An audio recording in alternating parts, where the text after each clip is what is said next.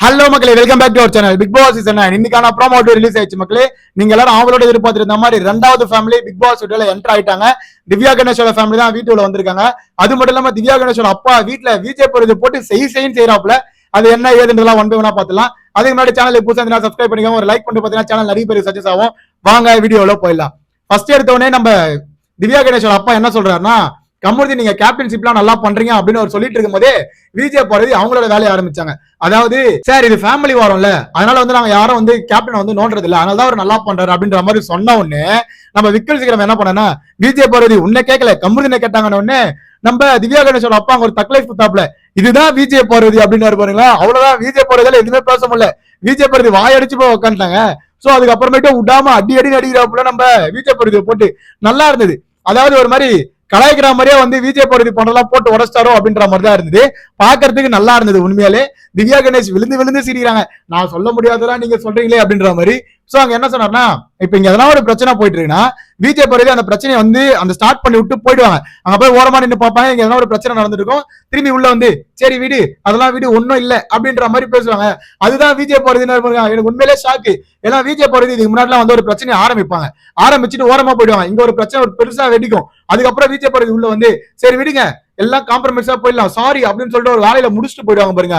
அங்க நிப்பாங்க விஜய் போறது. சோ அதை வந்து வேற லெவல்ல வந்து அவங்க கேமை வந்து பார்த்து தெரிஞ்சு இங்க வந்து ஓப்பனா அதை பேசுறதெல்லாம் பார்க்கும்போது நல்லா இருந்தது. பட் ஆனா விஜய் போறதெல்லாம் எதுவுமே பேச முடியாதுன்னு நினைக்கிறேன். நல்லா இருந்தது. ஃபர்ஸ்ட் அமித் பார்கவோட ஃபேமிலி வந்திருக்காங்க. இன்னைக்கு காலையில வந்து நிறைய இன்ஃபர்மேஷன் கொடுத்திருக்காங்க. அதே மாதிரி தான் விஜய் போறதை பத்தி ஒரு விஷயம் சொல்லியிருப்பாங்க. அவங்க ஒய்ஃப் வந்து சொல்லியிருப்பாங்க, இந்த மாதிரி யாரையும் வேணாலும் நம்ம விஜய் போறது நம்பாது, ஏன்னா எப்பனாலும் காலவாரி விட்டுருவோம் அப்படின்ற மாதிரி ஒரு விஷயம் சொல்லியிருப்பாங்க. சோ அது உண்மைதான். விஜய் போறது இந்த கேமுக்காக காலவாரி விடுவாங்க தான் சொன்னாங்க. உண்மைதான், கேமுக்காக அவ யாரை வேணாலும் வந்து அடிச்சு மேல வர பாப்பான்றதுதான் மேட்ரு. சோ அது வந்து உண்மைதான். விஜய் பொறுத்து முதலே சொல்றாங்க, நான் கேமுக்காக என்னால பண்ணுவேன்னு சொல்லிட்டு அது அவங்களோட கேம், அதை நம்ம எதுவும் பண்ண முடியாது. சோ அவங்களோட கேம் அவங்க விளையாட போறாங்க. ஓகேவா? சோ இந்த ஒரு மேட்ரு. இன்னைக்கு அடுத்தது யார் வர போறாங்கன்றதான் மெயினா சர்ப்ரைஸா இருந்தது. சுபிக்ஷாவோட ஃபேமிலி தான் அடுத்ததா உள்ள வர போறாங்கன்னு சொல்லி நியூஸ் வந்துட்டு இருக்கு. இன்னைக்கு 3 ஃபேமிலி. அது மட்டும் இல்லாம காலையிலே வந்து கானா வினோத்துக்கும் அமித்துக்கும் சரியான சண்டை. அதாவது ஒரு பூரி மேட்டர்ல ஒரு சண்டை. இது ஒரு நான் எதிர்பார்க்கவே இல்லை. பூரி போட்டு இருந்தாரு, கானா வினோத் போயிட்டு இப்படி போடக்கூடாது அப்படி போடக்கூடாதுன்னு சொல்லி ஒரு சண்டையாட்டு அதுக்கப்புறம் கானா வினோத் கோவப்பட்டு யோ சொல்லினே இருக்கல ஏன் இப்படி பண்ற அப்படின்ற மாதிரி ஒரு மாதிரி நாக்க கடிச்சுன்னு பேச ஆரம்பிச்சிட்டாரு. ஏன்னா அமித் பார்கவ் டிஸ்டர்பன்ஸா இருக்கு, நீ வராதே அந்த பக்கமே போயா அப்படின்னு சொல்லிட்டு போயா வாயா தான் உங்களுக்குள்ள பேசிப்பாங்களே. சோ அந்த மாதிரி பேசிக்கிறாங்க. அந்த டைம்ல வந்து நம்ம கானா வினோத் கோவம் ஆயிரு, என்னன்னா சும்மா போடுறேன் என்ன ஏன் உனக்கு பிரச்சனை அப்படின்னு சொல்லி சண்டைக்கு போக ஆரம்பிச்சாங்க. அது உண்மையாலே தப்பு தான். கானா வினோத் மேல அந்த இடத்துல தப்பு இருக்கு.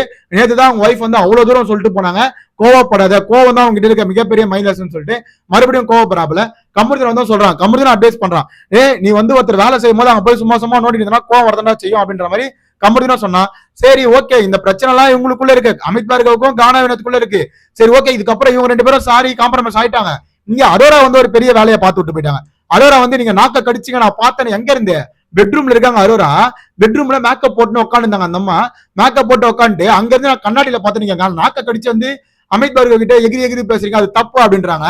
சோ அந்த இடத்துல வந்து கானா வினோத் வந்து மறுபடியும் டிஸ்கஷன் நடந்திருக்காங்க. சாரியும் கேட்டுட்டு இருப்பாரு. அமித் பார்கவ் வந்து இந்த பிரச்சனை வந்து ஒரு பெருசா போகும்போது அமித் பார்கவ் ஒரு வேலை பார்த்திருப்பாப்ல, கரெக்டா பார்த்தாரு. அதாவது கிச்சன்ல இருந்து வந்து எங்க எல்லாரும் கானா வினோத்தை அக்யூஸ் பண்ணிட்டு இருக்கும் போது வந்து கட்டி பிடிச்சி எங்களுக்குள்ள பிரச்சனை நாங்க பாத்துக்கிறோம், காம்ப்ரமைஸ் ஆயிட்டோம்னு சொல்லிட்டு போனது நல்ல விஷயம். உடனே அந்த பிரச்சனையை காம்ப்ரமைஸ் பண்ணி விட்டாரு. அரோரா கிட்ட வந்து மறுபடியும் கானா வினோத் பேசுறாரு. அதாவது நான் சாரி கேட்டேன் அவங்ககிட்ட, நீ எதுக்கு வந்து சொல்லிட்டு இருக்க, நீங்க சாரியே கேட்கல, நீங்க பண்ணது நியாயப்படுத்தி தான் பேசுறீங்க, நீங்க நாக்க கடிச்சதை நான் பார்த்தேன் அப்படின்னு ஒண்ணு, நான் சாரி கேட்டனா இல்லையான்றது இங்க சுபிக்ஷா கிட்ட கேட்டு பாருன்னு. சுபிக்ஷா நீங்க சாரி கேட்டீங்கன்னு ஒண்ணு அரோரா கிட்ட பாயிண்ட் இல்ல. அரோரா என்ன சொல்றாங்க, என் காதுல விழல அப்படின்னு ஒண்ணு. ஆமாமா உங்க காதுல வந்து வேற பாயிண்ட் எல்லாம் விழும், ஆனா நான் சாரி கேட்டது மட்டும் விழாது, உங்களுக்கு தேவையான பாயிண்ட் மட்டும் தான் உங்களுக்கு தோணும் அப்படின்ற மாதிரி அழகா அங்க போட்டு உடைச்சாப்ல. இங்க இன்னொரு விஷயம் என்னன்னா, கமருதீன் அதே வார்த்தையை தான் சொன்னா. பட் ஆனா கமருதீன் கிட்ட போகாம அரோரா கிட்ட போனாப்ல. உண்மை என்னன்னா, அவர் கமருதீன் பேசும்போது கூட எத்துக்கிறாரு. அரோரா வந்து வேணுமுட்டே பாயிண்ட் பை பாயிண்டா பேசி ஒருத்தர புட் டவுன் பண்ணே பேசுறாங்க. அதுதான் மேட்ரு. அரோரா வந்து இந்த வீட்டுல கேம் ஆட மாட்டாங்க, கேம்ல 0 அரோரா என்ன பொறுத்த வரைக்கும். மத்தவங்களை பத்தி எல்லா பாயிண்ட்ஸும் தெரிஞ்சு வச்சுப்பாங்க. அதாவது எல்லாரும் கூட பழகுவாங்க, நல்லா பழகிட்டு அவங்களை பத்தி நான் பாயிண்ட்ஸை தெரிஞ்சு வச்சுட்டு கரெக்டா வந்து அது எங்கெல்லாம் அட்ரஸ் பண்ணுமோ அங்கெல்லாம் அட்ரஸ் பண்ணி ஒரு மாதிரி தூவிட்டு போயிடுவாங்க. அப்புறம் வீக்கெண்ட்ல கூட நான் நல்லா பாயிண்ட பேசுன்ற மாதிரி ஒரு ப்ரொஜெக்ஷன் எடுத்துட்டு வராங்க. சோ அதுதான் பண்றது அரோரா. ஓகேவா? சோ அதனால வந்து கானா வினோத் கரெக்டா வந்து அந்த இடத்துல அவர் ஒரு பாயிண்ட் எடுத்து சொல்லிட்டு போனாரு. சோ மறுபடியும் உங்களுக்குள்ள காம்ப்ரமைஸ் ஆயிட்டாங்க. ஓகேவா? அமித் பார்கவும் கானா வினோத்தை மறுபடியும் அந்த சண்டை போட்டு மறுபடியும் காம்ப்ரமைஸ் ஆயிட்டாங்க. இந்த காம்ப்ரமைஸ் எல்லாம் முடிச்சதுக்கு அப்புறமேட்டு தான் நம்ம அமித் பார்கவோட ஃபேமிலி வீட்டுல வராங்க. சோ அமித் பார்கவ் ஒரு டாஸ்க் பண்றாரு. அந்த டாஸ்க் வந்து கிராஃப் டாஸ்க். இப்படி மேலே கீழே இருக்கும்ல, சோ ஒரு ஸ்பூனை விட்டு எலுமிச்சை பழத்தை வந்து இப்படி அது கரெக்டா எந்த இடத்துலயும் மாட்டாம உள்ள எடுத்துட்டு போயிட்டு அடுத்த எண்டிங் பாயிண்ட்ல வந்து அதை போடணும், ஓகேவா? சோ அந்த மாதிரி 3 பால போட்டாருன்னா அவர் வின்னு. அமித் பார்கவ் எங்கேயுமே வந்து டைவர்ஷனே ஆகாம டேக் டைவர்ஷனே எடுக்காம ஃபுல்லா கிளியரா அந்த கேம் விளையாடி முடிச்சதை பார்க்க முடிஞ்சது. சோ இதுதான் வந்து லைவ்ல நடந்த விஷயங்கள். அது மட்டும் இல்லாம திவ்யா கணேஷோட ஃபேமிலி உள்ள வந்து ப்ரோமோ 2ல காமிச்சாங்க. நெக்ஸ்ட் சுபிக்ஷாவோட ஃபேமிலி வர போறாங்க. யார் யாரெல்லாம் வந்து திவ்யா கணேஷோட ஃபேமிலிக்கு வெயிட் பண்றீங்கன்னு சொல்லி கீழே கமெண்ட் செக்ஷன்ல கமெண்ட் பண்ணுங்க. அதை பார்த்து நான் தெரிஞ்சுக்கிறேன். அதே நம்ம சேனலை சப்ஸ்கிரைப் பண்ணிக்கோங்க, கூட தட்டி விடுங்க. அப்பதான் நம்ம போற வீடியோலாம் உடனே வந்து சேரும். Bye, take care.